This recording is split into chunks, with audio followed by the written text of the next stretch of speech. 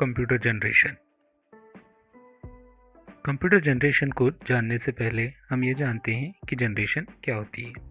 Generation का अर्थ होता है एक दूसरे से भिन्नता। जैसे हम मनुष्य की पीढ़ियों को देखें तो वह रहन सहन, आचार विचार तथा परंपराओं में एक दूसरे से अलग होती है। उसी प्रकार कंप्यूटर के विकास को भी तकनीक में बदलाव के आधार पर विभिन्न पीढ़ियों में हम बांट सकते हैं। यहाँ कंप्यूटर के विकास को सामान्यतः 5 पीढ़ियों में बांटा गया है। प्रत्येक पीढ़ी में कंप्यूटर बनाने की जिस तकनीक का प्रयोग हुआ है वह बदल जाती है। तो आइए सबसे पहले पहली पीढ़ी के कंप्यूटर को जानते हैं। इस पीढ़ी में वैक्यूम ट्यूब का प्रयोग किया गया। जहाँ तक समय की बात है तो लगभग 1946 से 1955 तक इनका प्रयोग हुआ है। ये कंप्यूटर आकार में बड़े तथा अधिक गर्मी पैदा करते थे। इन्हें एयर कंडीशन की आवश्यकता होती थी। ये कंप्यूटर गति में धीमे थे तथा इनका मूल्य भी अधिक था। इनमें कोई ऑपरेटिंग सिस्टम नहीं था। सारा कार्य मनुष्य को स्वयं करना पड़ता था। इस पीढ़ी के कंप्यूटर कुछ इस प्रकार हैं: ENIAC, EDSEC, EDVAC, UNIVAC 1, UNIVAC 2, IBM 701, IBM 650 आदि। सेकेंड जनरेशन कंप्यूटर, दूसरी पीढ़ी के कंप्यूटर। इस कंप्यूटर का विकास 1955 से 1965 तक माना जाता है। बेल लैबोरेटरीज ने ट्रांजिस्टर का आविष्कार इसी दौरान किया। ट्रांजिस्टर के आविष्कार से वैक्यूम ट्यूब का उपयोग कंप्यूटर में पूरी तरह समाप्त हो गया और इस प्रकार कंप्यूटर की दूसरी पीढ़ी अस्तित्व में आई। इस पीढ़ी के कंप्यूटर आकार में छोटे, गति में तेज और अत्यधिक विश्वसनीय थे। इनकी लागत भी कम होती थी और गर्मी भी कम उत्पन्न करते थे। फिर भी एयर कंडीशन की आवश्यकता इनमें रहती थी।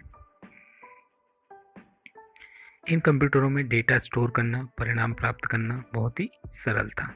इस पीढ़ी के कंप्यूटर में IBM 1401 प्रमुख है।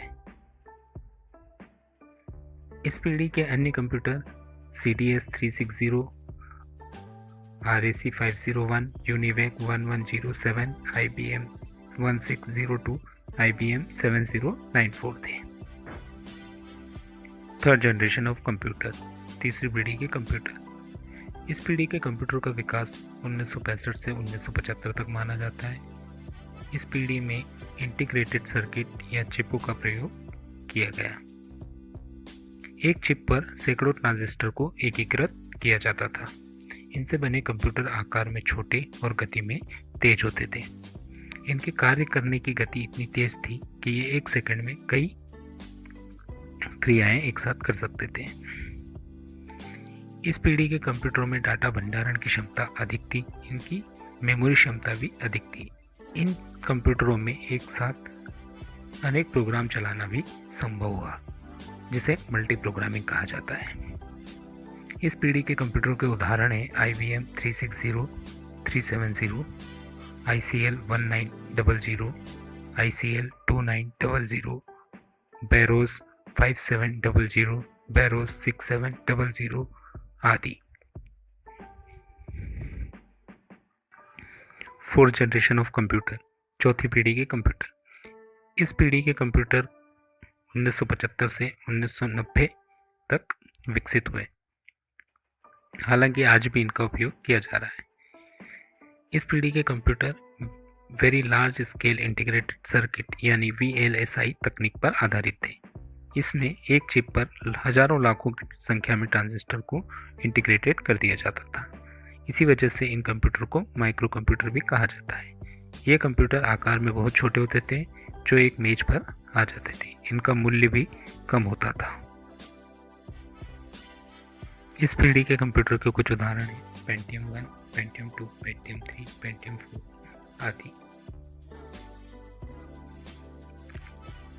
फिफ्थ जनरेशन ऑफ कंप्यूटर, पांचवी पीढ़ी के कंप्यूटर। इस पीढ़ी के कंप्यूटर में तर्क करने, निर्णय लेने तथा सोचने का सामर्थ्य होता है। इस पीढ़ी के कंप्यूटर में मुख्य जोर नॉलेज प्रोसेसिंग पर दिया गया है। 1990 के बाद से ही ऐसे कंप्यूटर का निर्माण प्रारंभ हो गया। पांचवी पीढ़ी के कंप्यूटर में पैरेलल प्रोसेसिंग जैसी क्षमता होती है।